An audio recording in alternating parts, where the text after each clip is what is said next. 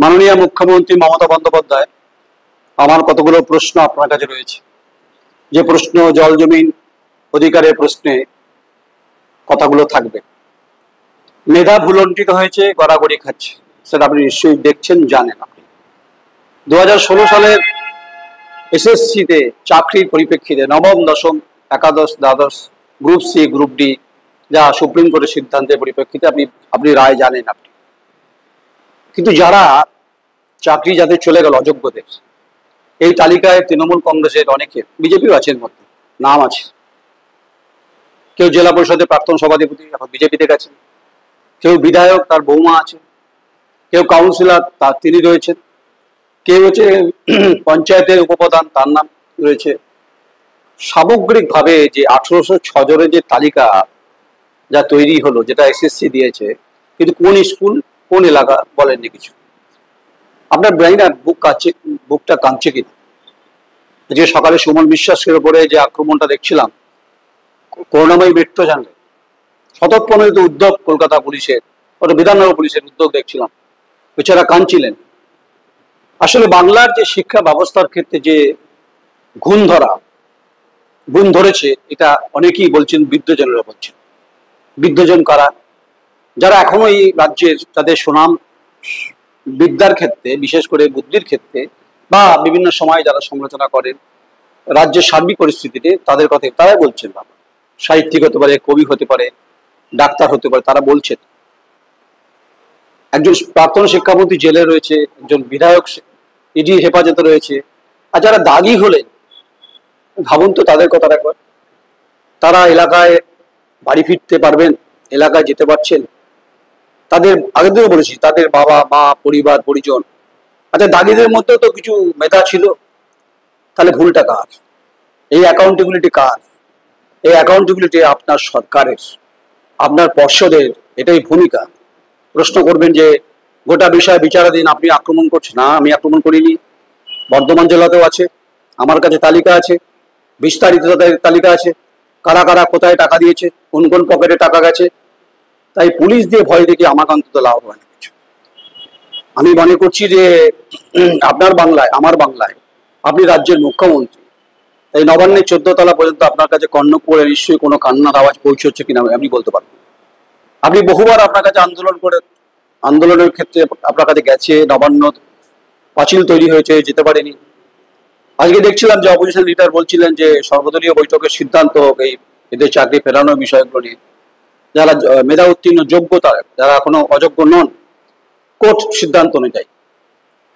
এই বাংলার শিক্ষা ব্যবস্থার গুরুত্বপূর্ণ ভূমিকার ক্ষেত্রে যে উজ্জ্বল সীমারেখা তৈরি হয়েছিল আজ থেকে কয়েক দশক আগে, এবং যেটা নিয়ে আমরা বড়াই করতাম যে পশ্চিমবঙ্গ থেকে আমরা এসেছি, এটা বাংলা থেকে এসেছি যখন বলতাম, প্রতিটি মানুষ ভারতবর্ষে আমাদেরকে শ্রদ্ধায় মাতানত করতেন। কারণ আমাদের প্রত্যেকের মধ্যে রাবীন্দ্রিক ভাবনা রয়েছে, আমাদের প্রত্যেকের মধ্যে জীবনানন্দের কবিতার রস রয়েছে, বা আমাদের মধ্যে আচার্য মেঘনাথ সাহা রয়েছে, আচার্য জগদীশ চন্দ্র বোস রয়েছে, কখনো মাইকেলের কথাও বলা হয়। সেই বাংলার আমরা বঙ্গ সন্তান, এই বাংলার আমরা প্রজন্ম। আর সেই বাংলায় শিক্ষা ভুলণ্ঠিত হচ্ছে, মার খাচ্ছে পুলিশের হাতে, পিঠের চামড়া খুলে দিচ্ছে, পুরো চুলের মুঠি ধরে নিয়ে যাচ্ছে। কোন বাংলায় আমরা রয়েছি? এটা নিশ্চয়ই কাঙ্ক্ষিত ছিল কি? না, এটা সত্যিই কি ভালো ছবি গেল? আপনি তো ভাষা আন্দোলনের কথা বলেন, আপনি তো বাংলা ভাষার কথা বলেন, যে বাংলা ভাষার কথা বললে আক্রান্ত হচ্ছে বিভিন্ন রাজ্যে, কিন্তু আপনার রাজ্যে এই মুহূর্তে রাজনৈতিকভাবে যদি ছেড়ে দিন, রাজনীতি ছেড়ে দিন, আপনি ক্ষমতায় এসছেন, ম্যান্ডেট নিয়ে এসছেন, কিন্তু আপনি ভাবুন আপনার এই বাংলায়, আপনার সরকারের, আপনার আমলে, আপনার 2016-তে যে বিরাট আকারে দুর্নীতি হয়েছে, চাল আর কাপড়ের প্রশ্নে যখন বারবার সুপ্রিম কোর্ট প্রশ্ন করেছে, উত্তর দিতে পারে। প্রচুর টাকা খরচ হয়েছে আপনাদের আইনজীবীদের ফিস দিতে দিতে, সুপ্রিম কোর্ট, হাইকোর্টে কিন্তু অনেক টাকা গেছে। এদের সুরাহা কিন্তু হয়নি। এদের পরীক্ষায় বসতে হবে চাকরি করার পরও। আর যারা দাঁড়িয়ে হলেন তারা আদালতে যাবেন বলেছে।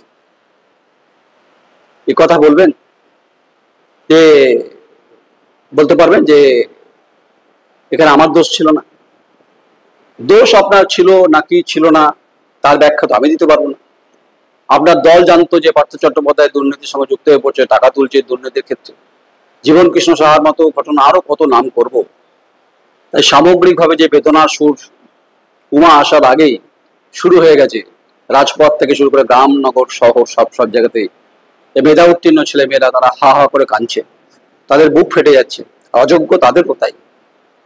আমি অযোগ্যদের ডিফেন্ড করছি বা এরকম না, যোগ্যদের ডিফেন্ড করছি সেরকম নয়। কোন বাংলায় দাঁড়িয়ে এই কথাগুলো বলা হচ্ছে, যে বাংলার এত সভ্যতা সংস্কৃতির ইতিহাস, যার পরিক্রমা করলেও শেষ হবে না, এত পণ্ডিতের বসবাস, যেখানে স্বামী বিবেকানন্দ, শ্রী শ্রী ঠাকুর রামকৃষ্ণ পরমহংসদেব, কত নাম করবো, যাদের মানে আদর্শে অনুপ্রাণিত বাংলা বহমান পরিস্থিতির সঙ্গে সঙ্গে স্রোতের সঙ্গে সঙ্গে হয়ে গেছে। আর এই বাংলা এমন একটা পরিস্থিতি 2016 সালে এসএসসি দুর্নীতির ইস্যুতে যে বহমান পরিস্থিতি তৈরি হয়েছে, তাতে বজ্র পদার্থ রাজনৈতিকভাবে দৃশ্যমান, যা চোখে দেখা যাচ্ছে। আর যারা পড়ে মার খাচ্ছে পুলিশের হাতে, ভাবতে অবাক লাগে, যারা মারছেন তারাও তো একদিন ছাত্র ছিলেন, তারা তো শিক্ষক ছিলেন। আর যাকে মারছেন সেও তো শিক্ষক, তার চাকরি গেছে আদালতের পরিপ্রেক্ষিতে, পুলিশের বুক কাঁপেনি, কিছু করার নেই, পুলিশের মুখ রাষ্ট্রীয় কাঠামো যা বলবে সে কথাই বলতে হবে। তাই বিষাদের সুর আনন্দের সুর নেই। আমি যোগ্য অযোগ্য দুটোকেই আমি যদি এক প্লেটে রেখে বলি, আমিও মানুষ তুমিও মানুষ, কিন্তু পার্থক্যটা কোথা না কোথাও একটা হয়েছে। এ দায় কার? আপনি কিভাবে ডিফেন্ড করবেন? আদালতে বারবার ধাক্কা খাচ্ছে, আদালতে বারবার হেরে যাচ্ছে, এরপরেও বলবেন আমি এটাকে বরদাস্ত করি না, কোনো দুর্নীতি বরদাস্ত করি না। যেদিকে তাকাবেন এসএসসি দুর্নীতির মামলায় চুনোপুটি থেকে শুরু করে রাঘব বলদের তালিকা রয়েছে, যে তালিকায় লক্ষ লক্ষ টাকা উঠেছে বিভিন্ন ভাবে। যারা একসময় খেতে পেত না নেতারা, তারাই মেধা উত্তীর্ণ হোক অযোগ্য হোক, তাদের কাছে টাকা নিয়ে লুট করে তাদের চাকরি পাইয়ে দিয়েছে। 0 থেকে 50 তারা আজ মার খাচ্ছে, তারা বাড়ি ফিরতে পারছে না, তারা লুকিয়ে বেড়াচ্ছে। জানি না তারা কোন বিষাদের মধ্যে রয়েছেন, তারা কোন অন্ধকারে রয়েছেন। অন্ধকারে কখনোই চাঁদের আলো দেখা যায় না, দেখা যায় পূর্ণিমার আলোতে। আপনি বলেন না মাঝে মধ্যে, পূর্ণিমার চাঁদ যেন ঝলসানো রুটি। এদের কাছে এই জীবনটা ঝুলসে গেছে, এরা জীবন্ত, এরা মৃত, হাত পা চলে ঠিক, অসাড় হয়ে গেছে। এই দায় কার? দায় রাষ্ট্রীয় কাঠামো, সিস্টেম। অবশ্যই এই ব্যবস্থার জন্য আপনাকেই কাঠগড়ায় দাঁড় করাবে এই দাগি বেদাগি এরাই, আমি করব না। নমস্কার, আমি নয়ন রায়।